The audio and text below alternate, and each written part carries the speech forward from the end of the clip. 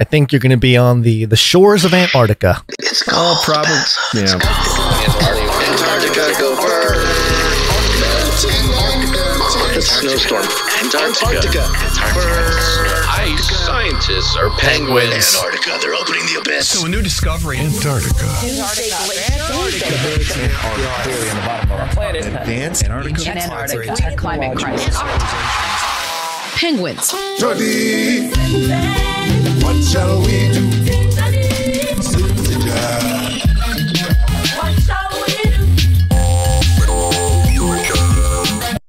A lot going on there. Fun. The merging of topics.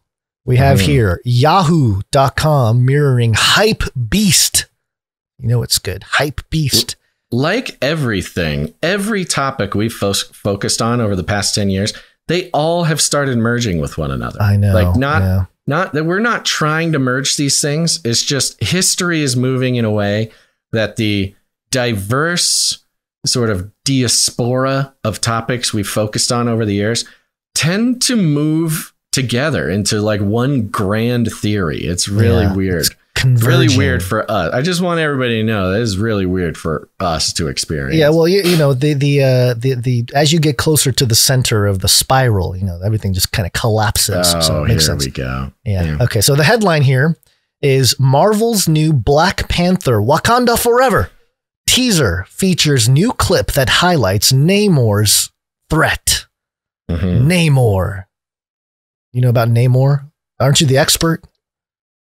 No, you always clearly do this, not. Gonzo. I've never claimed to be a Marvel expert. Okay. I only claim to know more about Marvel than you do. That is the premise by which I ask these questions, but I get nothing in return every time. I am the expert compared to you, but I would never take away your chance for learning by reading an article. So go for it. All right, here we go. Just 5 days before Black Panther: Wakanda Forever officially hits theaters, Marvel has released yet another teaser clip. The new television spot has surfaced online. Oh, the TV spot surfaced online, Basil. You better watch out. Which sees the titular hero, currently unknown. Titular? Oh, I didn't want to say it like that. Currently unknown, fighting against Tenoch Huerta's Namor in a one-on-one brawl. The footage gives fans a glimpse of Namor's threat as the film's villain. The new identity of the Black Panther is concealed, though the clip shows that the new suit is dressed in black and gold. The new footage also teases a major flood and the ensuing battle. Oh, a flood! Yes. Yes. In the comics, Namor's kingdom has often been depicted to be in frequent war with Wakanda due to Wakanda's abundance in vibranium. The synopsis teased that Namor's human father, was in search of the material in Antarctica, highlighting the complicated history between Wakanda and the city of Atlantis. Dun, dun, dun. Just throw it all into one big stew, apparently. The initial teaser trailer introduced Huerta as Namor, the Submariner. And there you go. It's going to come, it's going to be in the theaters on November 11th. I'll leave it to you to do the viewing of it and the reporting of it. I might go see it. This one I might actually go check out. I want to thank Sir Casey the Shield Knight, who sent me some interesting stuff on this on Le Instagram. Oh, okay. And so the bad guy Namor, he's kind of like a, where Wakanda's theme is sort of African, Native African. Yeah. This other kingdom or whatever is kind of based around like Aztecs or the Maya or one of those. I apologize. I cannot conjure the specific differences between those, but I know they are different things. There is a legend on Mandoc Island, which is where the legend of Namor is originated from. The Aramot Island, which is the last point mentioned. I think it's in the Aztec or Mayan or Inca Caribbean or whatever. Let me double check. Let me double check on around there. Mandoc Islands. The main bad guy is sort of based on Quetzalcoatl. Let's see here. I see. So he's back and he's all grown up.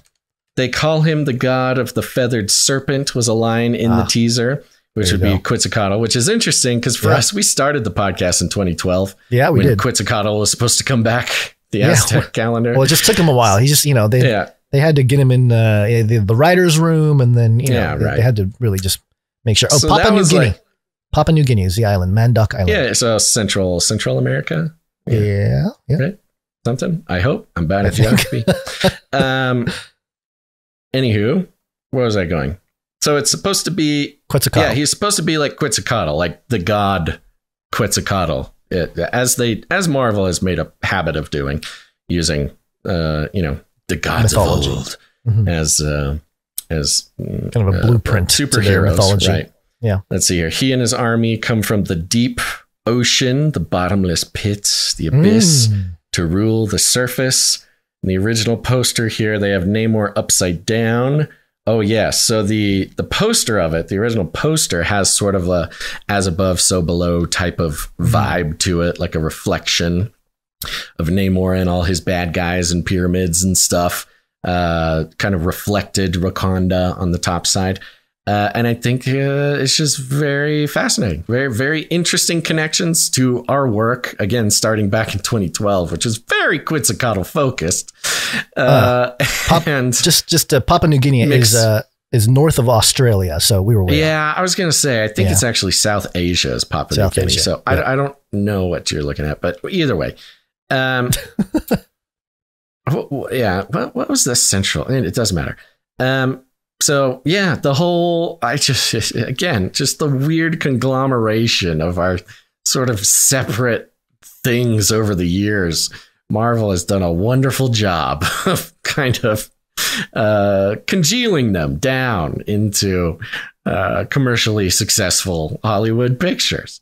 I mean, back when the robot one, the AI, was the main bad, Age of Ultron. Even back then, it was like, okay, all right, maybe we're just sort of products, Gons. Yeah. And what if we're products being used? What if we are AI being used to advertise the themes and storylines of Marvel products like a decade before they come out? We're just highly advanced marketing robots. Yeah, that's possible. Did I just spit out the algorithms? I think I just blew everybody's mind. Sure, maybe. So yeah, the one thing that along those lines that you're mentioning here, this truly is, by connecting, and I don't know the history of Black Panther and how long ago it was written and all that, but to have any reference to Antarctica looking for vibranium it really is sort of writing the modern mythology. Which is like exactly Antarctica. What we are seeing happen in Antarctica right now. Yeah. Yeah, exactly. Crazy. And there was a story, this is a real life story this is from Associated Press being shared on ABC News. And the headline is Russia-China blocks plan for Antarctic marine protections. So Russia and China have again blocked plans supported by the European Union, and 23 other nations are like, hey, we want to protect Antarctica. And China and Russia are like, yeah, forget that. So along the lines of, what we talked about earlier with the transhumanism, it is very strange. I feel that they are, we also in the past discussed this idea of exporting democracy. We're exporting democracy to all over the world. Yeah, and it just seems to me. Yeah. Well, at least for the public, weapons is our, military industrial physical product, right? But it seems like what there's digital products and then there's physical products, Right. If you're running a business, you can do digital products like like American culture and democracy. Then you have your physical products like bombs, ballistics, and missiles, and yeah. So what I see is a sort of, we've noticed the woke aspect of Antarctica, and then there's like the African, Afrofuturism, Wakanda thing going on. It's almost like they're trying to get the United States or America to split, have a sort of exodus where the black folks go back to Africa and the white folks conquer Antarctica. There's like this weird, and to tear apart the U.S. and, seeing the race wars and all that kind of stuff happening.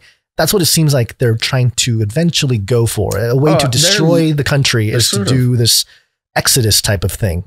And to help the environment. Doing that. Yeah. I mean, in a very little, one of the articles I didn't bring to the show, but had on my list was another article about, the U.S. is heading for civil war, like for real, guys. Like this isn't a joke. Like we're really going to have a civil war. So pick a side. Yeah. Meanwhile, the Asians are just sitting here waiting, I guess. Yeah. What are you guys going to do? You guys got a plan. You're being. I don't know. If all the white people go to Antarctica, all the black people go to Africa, then I guess we'll just have to. You can just run get everything. all the rest of it. We'll become very efficient. You are very efficient, Gons. I've always said that about you.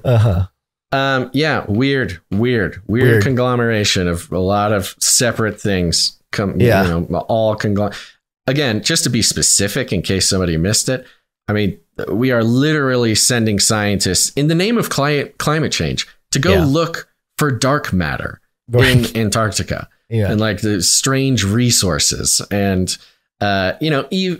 Wakanda supposed to be like Eden. It's like an Eden utopia in Africa type of thing. In Africa, Antarctica, we've seen as being set up as another version of a utopia of an Eden. And you have Russia and China threatening that Eden in the name of resource, collection or whatever. And that's exactly what we see here in this movie is the Quetzalcoatl coming back to take the resources of Antarctica and spoil something. I don't know. It's all one big metaphor. But melt the ice. The Nephilim penguins better watch out.